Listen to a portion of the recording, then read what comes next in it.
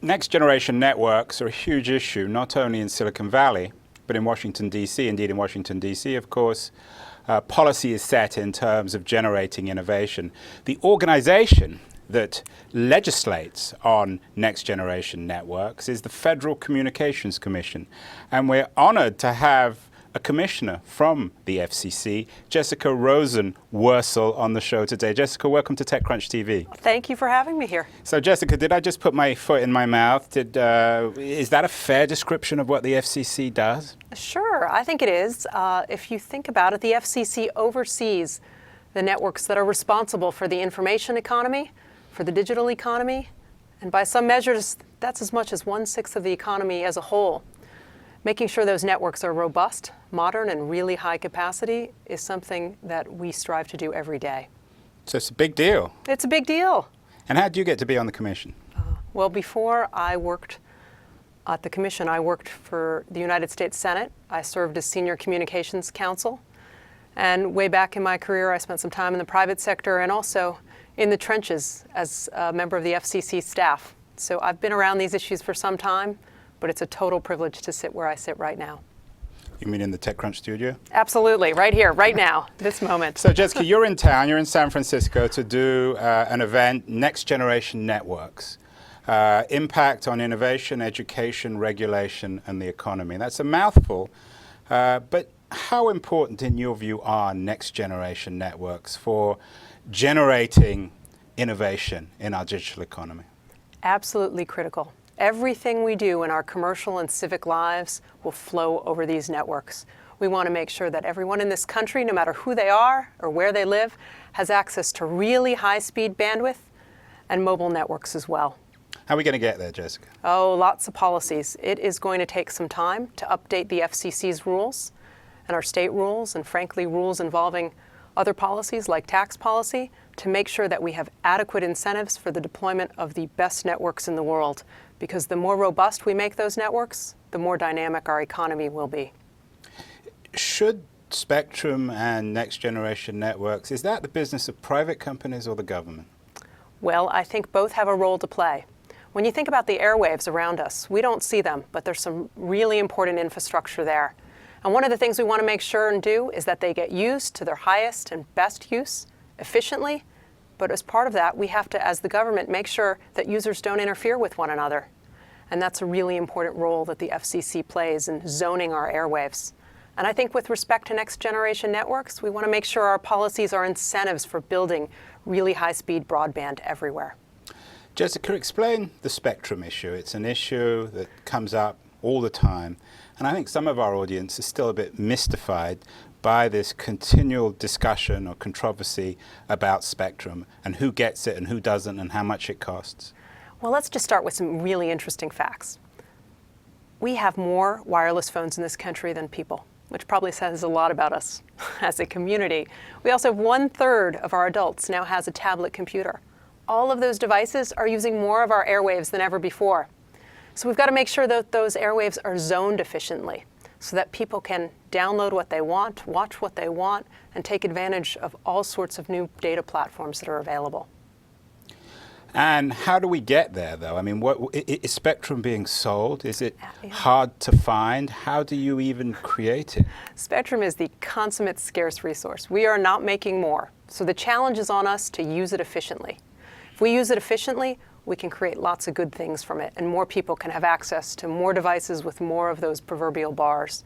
What we do at the FCC is we have policies for licensed spectrum, which we auction off for companies who then use it to provide service. And we've got unlicensed policies where we make spectrum available in the airwaves without license, and that's your Wi-Fi service, for example.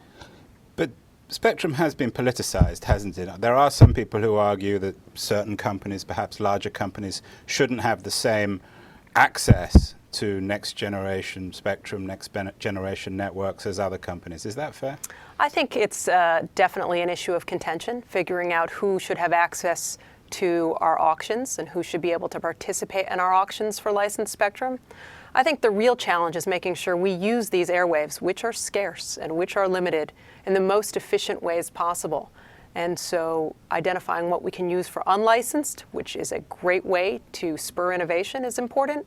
And identifying how we can be smart with our license policy is also important. But wouldn't you want a real auction free market situation in terms of selling off spectrum? Why not enable certain companies to enter these auctions? Well, we want to make sure that the environment for spectrum is competitive, and auctions is part of doing that. In fact, we've been auctioning spectrum for about 20 years at the FCC, and we've held more than 80 auctions, and in doing so, we've raised more than $50 billion for the United States Treasury. So I think we have a pretty strong record of making decisions about auctions, and I think that will be true going forward, too.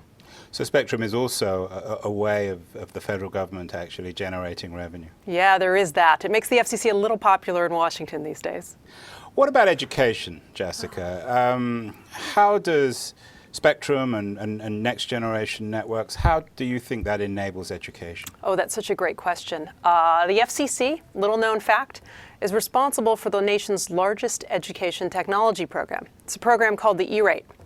It helps wire schools and libraries across the country with internet service.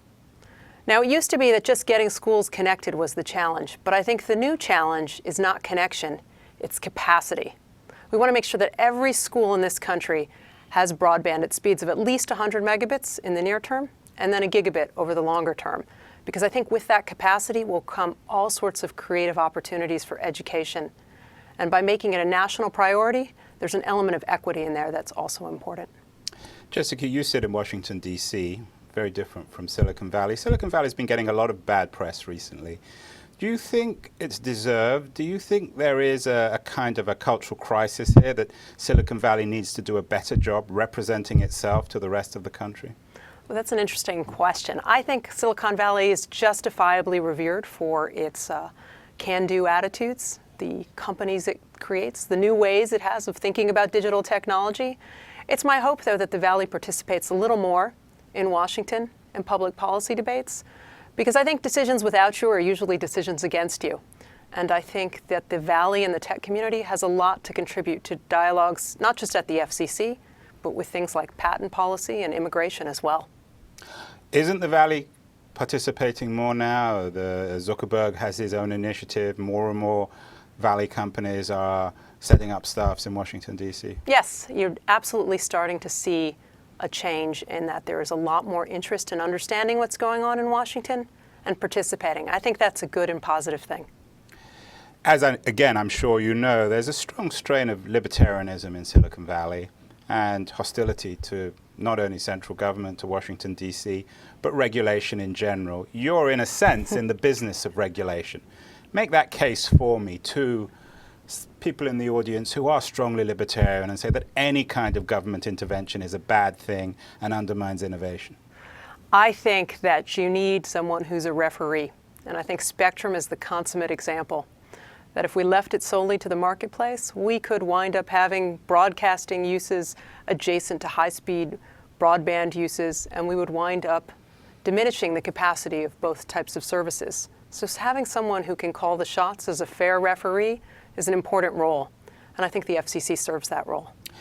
I know you're out here, you're meeting with people, sometimes on the record, sometimes off the record. Do you think the FCC and DC in general needs to do a better job explaining what it does in Silicon Valley?